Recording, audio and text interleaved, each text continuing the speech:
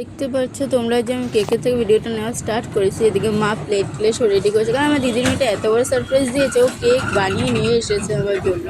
তো আমি জানি না, এদিকে আমি পরে রেডি হয়ে তারপর ভিডিও নেওয়া স্টার্ট করেছি, আমি ভুলে গেছি যে ভিডিও নিতে হবে।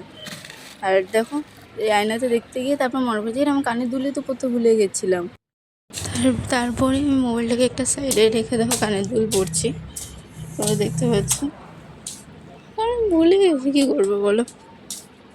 ও সারপ্রাইজ দিয়েছে আর বলার মতন না। দেখো এদিকে ব্যথাও পেয়ে গেছি, যে কানেরটা পরতে গিয়ে ব্যথা পেয়ে গেলাম আমি। আর মোবাইলটা কোথায় রাখবো জায়গা খুঁজে পাচ্ছিলাম না, সেই জন্য খাটের স্ট্যান্ডের মধ্যে রেখে আমি ভিডিও বানাচ্ছি আর কানের দুলটা পড়ছি। প্রথমে তো ভিডিও বানাতে ভুলে গেছি, তোমাদেরকে বললাম। আর দেখো আমি তো এত প্রফেশনাল ভিডিও ক্রিয়েটার না বলতেই পারি, তাই না বলো? মানুষ মাত্র তো ভুল হতেই পারে বলো। তারপরে দেখবে আমি এখন নিজে মানে অল্প কাজলটা পরিনি, তো সুন্দর হবে না। আর কাজল পরতে আমি অলমোস্ট পছন্দ করি, তো এটা আমি ডেলি পরি। কাজলটা পরে নিলাম, সেটা আমার বড়ো ব্যাপার নয়। লিপস্টিকটা লাগিয়েছিলাম তখন, বললাম যে আমি রেডি হয়ে গেছি অলরেডি। দেখো আই এম পারফেক্ট। তোমাদের আমার বার্থডের লুকটা কীরকম লাগলো বলবে, কমেন্ট করে দেবো। দেখো আমি এখন পুরো রেডি হয়ে গেছি, এই হচ্ছে আমার পুরো লুক।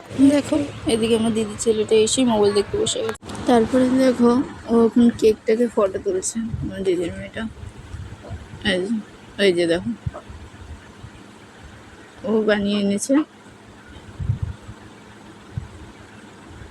এই যে এখন আমরা মানে আমি হাতে নিয়ে বলছি আর কি যে একটা ফটো তুলবো, আর আমি তো ফটো তুলতেই ভুলে গেছি, ওরও ফটো তোলা নিয়ে।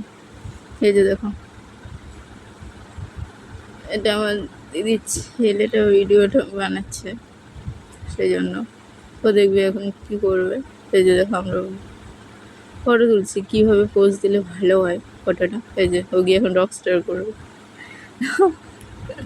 এই যে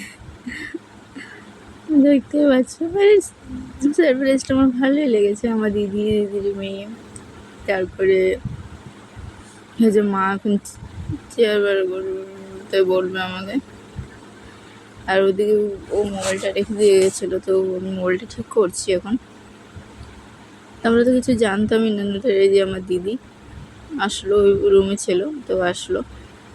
এই যে দেখো মা চেয়ার টেয়ার নিয়ে সব রেডি করছে। এই তো আমি এদিকে কেকটা ঠিক করে নিচ্ছি যে কোন সাইডে থাকলে ভালো হবে। এদিকে পিসি, তারপরে বনু। এই যে দেখো ও তো মোবাইলটা ধরতেই পারছে না, মানে আমার দিদির ছেলেটা আর কি, মোবাইলটা ধরতেই পারছে না। বলছে মাসি এটা ধর, আমি বলছি ঠিক করে ধর। তো দেখো তারপরে আমার কাকিমণি, দিদি আর একটা দিদি মেয়ে এসেছে না, তো ওই যে আমার আরেক বোন বাইরে দাঁড়িয়ে আছে। তো আমার রুমটা একটু ছোট, এইটা হচ্ছে আমার দিদির মেয়েটা, এই যে আরেকটা ছোট। এই যে দেখো আমি বললাম ভিডিওটা একটু সুন্দর করে দে, না দেখো অন্ধকারই করে দিয়েছে গাইস। এই যে দেখো কোনোরকম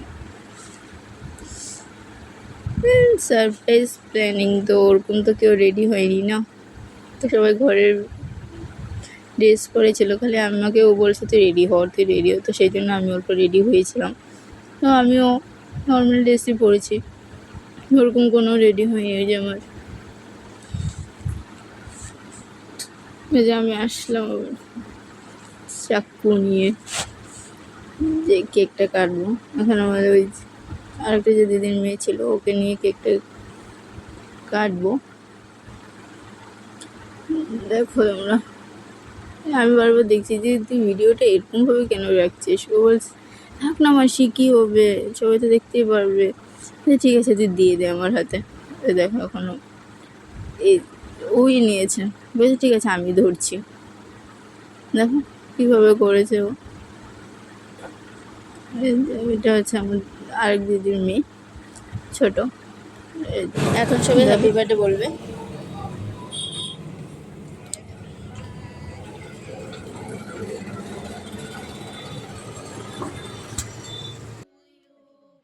সারপ্রাইজটা পেয়ে আমিও ভীষণ খুশি হয়েছি।